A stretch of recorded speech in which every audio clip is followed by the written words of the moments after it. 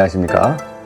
이디라TV는 종합편성 채널이지만 주 편성 채널은 시설관리 분야를 다루고 있습니다. 그러면 그 시설관리가 무엇인가에 대해서 간략히 말씀드리겠습니다. 건축물은 지어져서 끝나는 게 아니지 않습니까? 건축물이 지어지면 끝납니까? 지어져서 준공 끝난 이후부터는 사람들이 사용하지 않습니까? 사용하면은 그 사용하는 부분에 대해서 관리자들이 가서 유지 보수 관리를 해줘야 되는 겁니다. 그럼 유지 보수 관리는 어떤 종류가 있을까요? 전기, 소방, 보일러, 그 다음 냉난방, 그 다음 가스, 그 다음에 오폐수 처리장이 있으면 오폐수 처리장, 그 다음에 미화, 경비, 주차, 안내 이렇게 있습니다. 그러면 저는 이제 36년 동안 시설 관리를 했는데 어떤 분야를 다루어 봤냐면요, 전 분야를 다 다뤄봤습니다. 미화, 주차, 경비 모든 분야를 전부 있는 현장을 다 관리를 해봤고, 그 다음 시설 관리 현장을 직접 오픈 현장들을 한 6군데를 가가지고 인수인계를 받아봤습니다. 그리고 모두 직원들로 많이 채용도 해봤고, 그 다음 그 부분으로 해서 공부도 많이 했죠. 공부도 다른 사람보다 남달리 공부를 했습니다. 여러분, 어떤 사람들은 저 강사가 학벌이 안 좋네, 뭐 안 좋네 이렇게 말씀도 할 수 있습니다. 서울대 나온 분은 처음부터 서울대 들어갔습니까? 태어나면서부터 아니지 않습니까? 어느 날 공부라는 것은 어느 날 그 사람이 깨달은 순간부터 공부를 하는 겁니다. 여러분 지금 나는 아이고 안 돼, 뭐 해야 하는 분도 있지 않습니까? 오늘부터 하면 되는 겁니다. 오늘부터. 서울대 나오면 똑똑하고 연세대 나오면 똑똑한 겁니까? 아니지 않습니까? 전문가. 지금 방송에 나오시는 분들 중에 전문가들 많습니다. 우리 제주 출신 김창옥 씨라든가 유명하지 않습니까? 가수, 저희 연배 혜은이. 제주는 진시몬하고, 진시몬이가 무슨 유명한 대학을 나오고 유명한 학교를 나왔을까요? 저하고 같습니다. 노력으로 다 된 겁니다. 진시몬이 보고 욕합니까?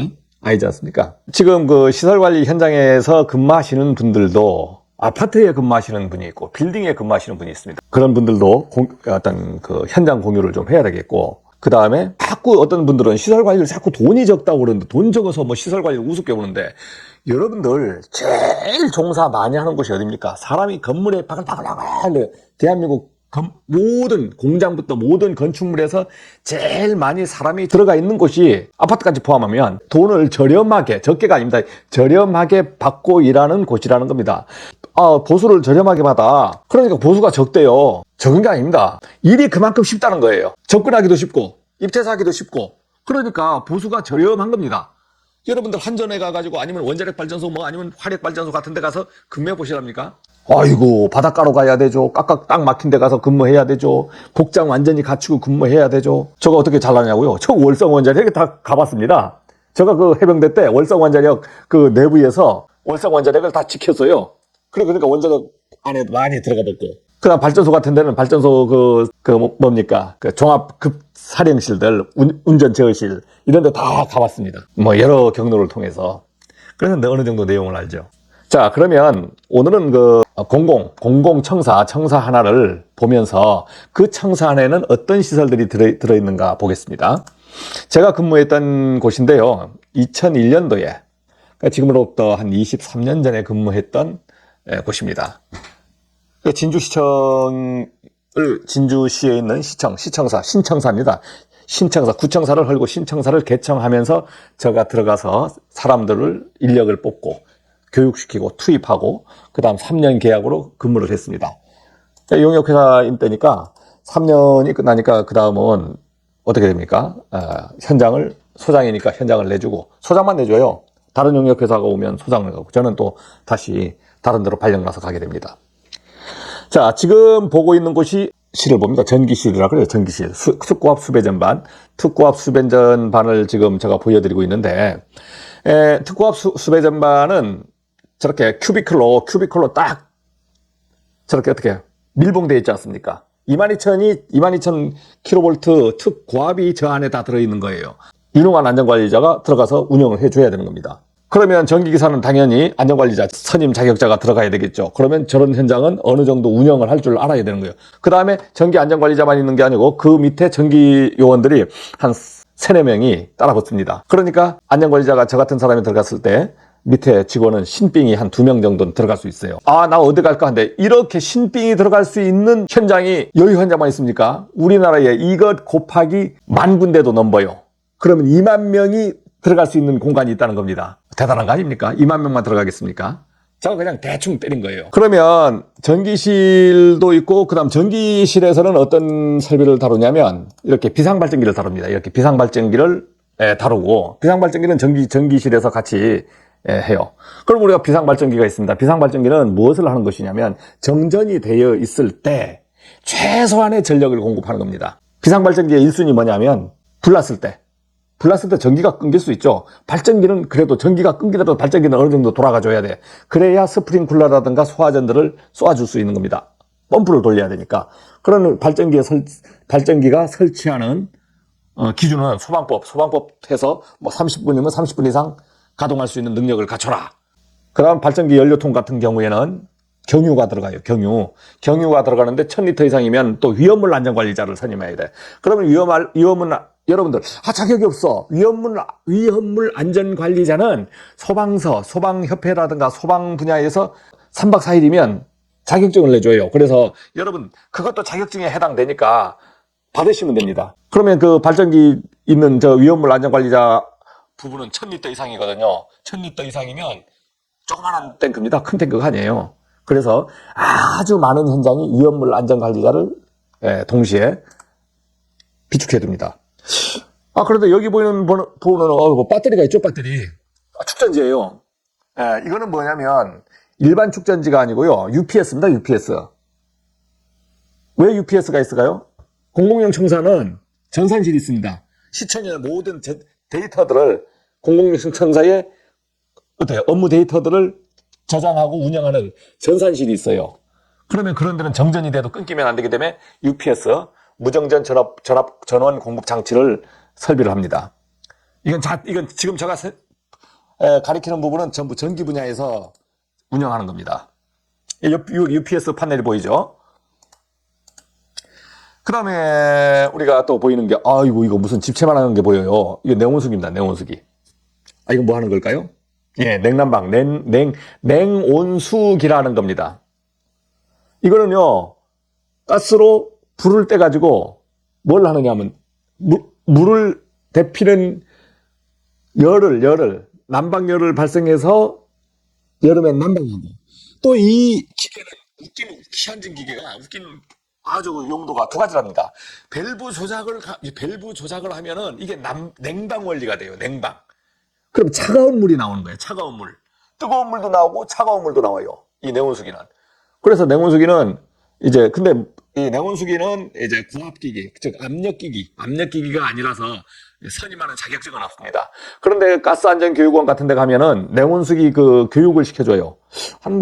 자격 받는데 한 일주일 정도 받으면 될 겁니다. 가스안전교육원, 목천에 있는 가스안전교육원 가서 냉온수기 자격증을 받아. 수료증을 받아요. 이거 자격증이에요. 자격증. 냉온수기 교육을 받았으니까. 그렇다고 그거 받았다고 실무에 와서 할 수 있을까요? 근데 거기서는 실무를 보면서 전부 교육을 시켜줍니다. 그러면 냉온수기는요, 다 모양이 같은 게 아니고 회사마다 틀리고 모양마다 틀리고 그렇지만 원리는 같습니다.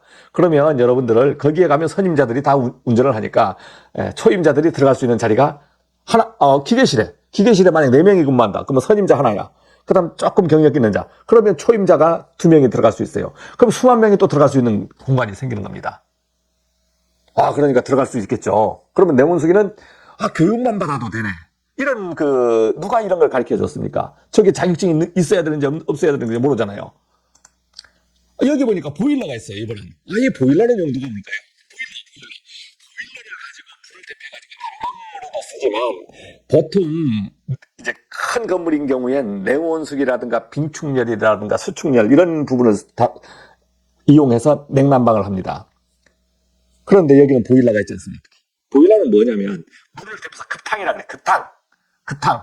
물을 팔팔팔팔 데펴서 어떻게 우리가 화장실 세면대라든가 샤워실 이런 데를 공급을 해줍니다. 이런 거는 뭐 급탕 팔팔 끓였으니까 구내식당 있으면 구내식당에도 뜨거운 물을 공급을 해줘버려요. 그래서 이 보일러 용도는 냉난방 용도로 냉온수기가 있으면 보일러는 급탕 용도로 씁니다. 근데 보일러는요 1톤만 지나면 그러니까 압력 용기라 이게 왜냐면 압력 용기라고 그런 거는 설명을 드리지는 않겠습니다만 위험한 거야. 폭발 압력도 있고 예. 이게 노통연관 보일러라고 그러고, 보일러 종류도 많습니다. 뭐 관류 보일러, 여러 가지 보일러 있는데, 보통 노통연관 보일러를 많이 써요. 지금 뭐 소음이, 그 다음 작은 현장들은 또 이것도 안 씁니다. 그냥 가스 보일러 써버리고. 그런데 지금 노랗게 칠해졌지 않습니까? 관이. 이거는 전부 가스로 공급을 한다는 겁니다. 가스로 그 연료를 공급한다는 거예요. 그럼 1톤 이상이면 보일러 자격증이 들어갑니다. 그러면 이거 보일러 자격증 들어가고 가스가 들어가죠.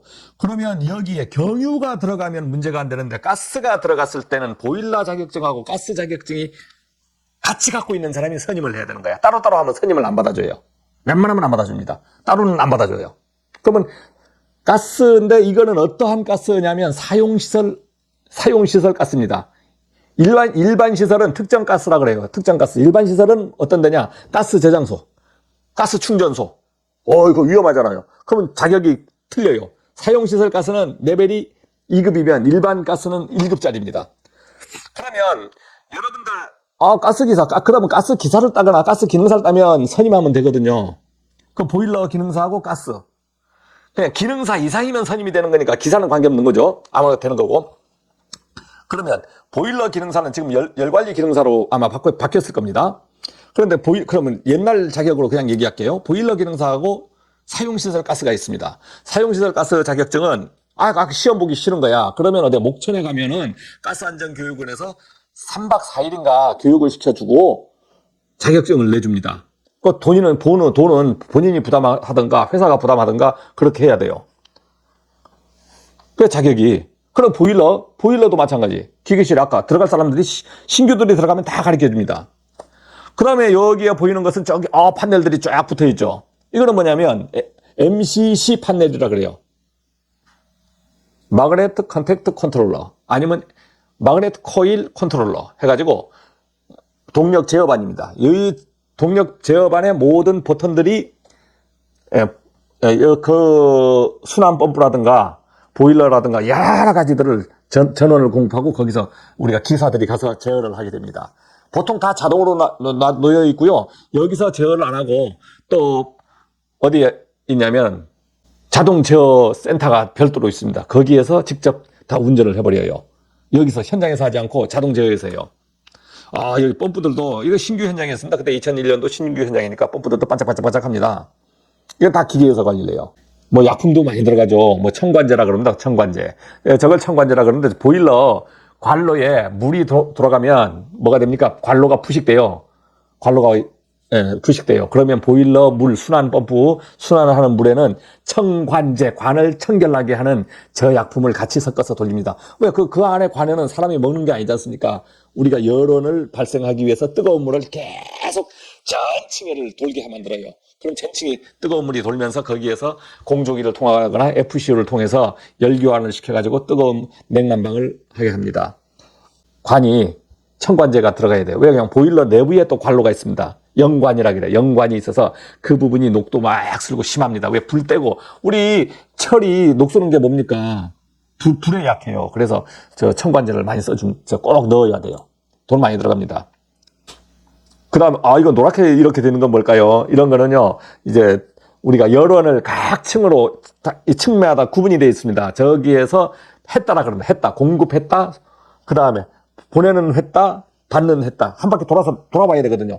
계속 대표물을 가서 한 바퀴 또 돌아와서 식으면 다시 대표서 보내고 하면서 층에서 공조기나 아니면 FCU 같은 걸로 해가지고, 우리가 천정에서도 뜨거운 바람 나오고, 뭐, 옆에서도 나오고 막 그러지 않습니까?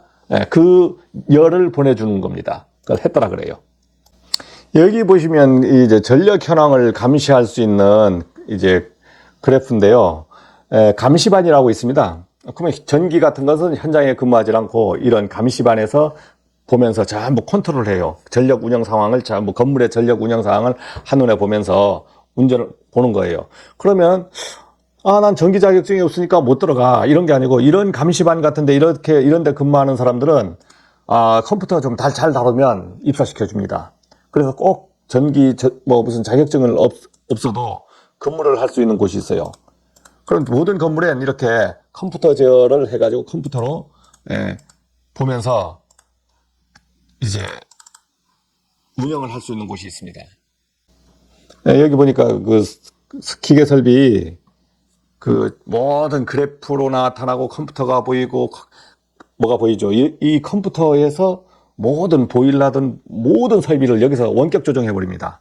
그러니까 원격 조정하고 하는 거는 기계기사에서 이게서 노인분들이라든가 아니면 이 컴퓨터를 모르는 분들 있어요. 그런 분들 컴퓨터를 잘 모르는 분들은 현장 쪽에 근무하시고, 요새 젊은이들 뭐 20대 초반, 20대 중반, 뭐 30대 초반들은 컴퓨터를 잘 다뤄요. 그러면 와서 입사하면 이 컴퓨터 자동 제어 분야에 투입을 시켜버립니다.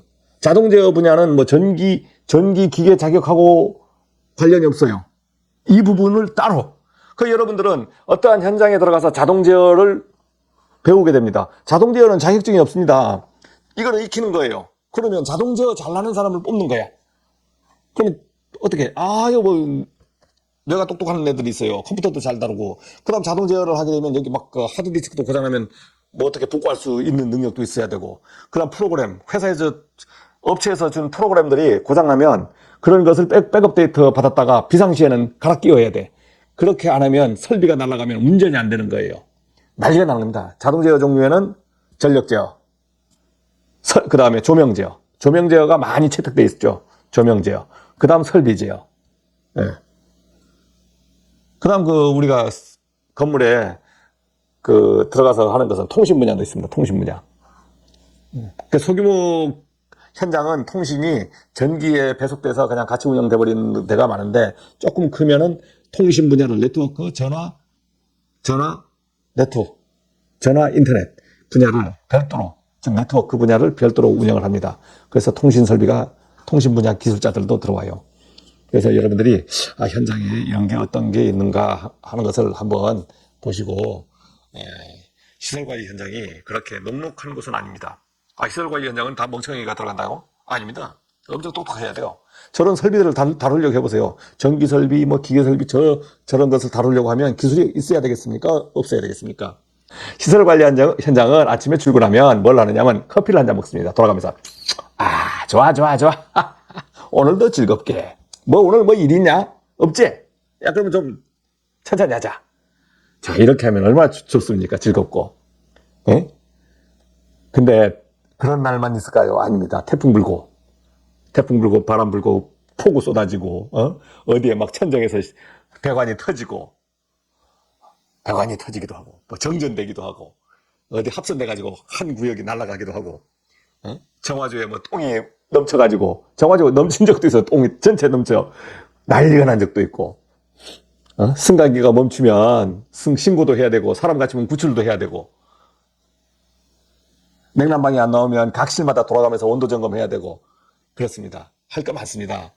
그래서 여러분 시설관리 현장 제가 쭉 앞으로 이디라 TV에서 설명을 해드리고 하니까 한번 시설관리 현장 근무를 한번 도전해 보십시오.